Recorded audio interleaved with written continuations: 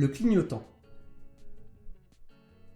Pour utiliser correctement ces clignotants, il faut agir comme ceci. La paume reste toujours en contact avec le volant, qui contrôle la trajectoire de notre véhicule. C'est uniquement le bout des doigts qui actionne le clignotant.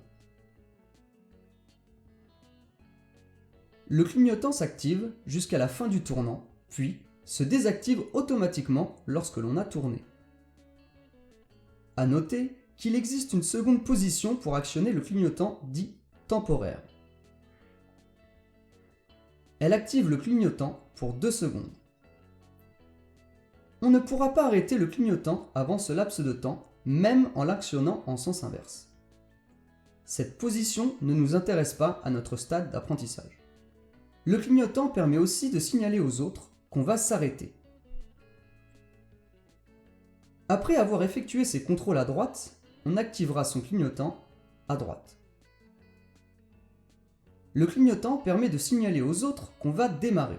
Après avoir effectué ses contrôles à gauche, on activera son clignotant à gauche.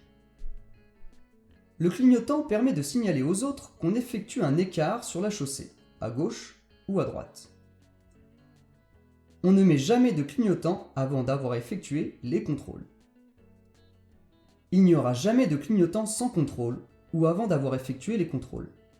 Mais dans certains cas, on peut avoir des contrôles sans clignotant. L'ordre à respecter est ainsi le suivant. Je contrôle, je clignote, je me place.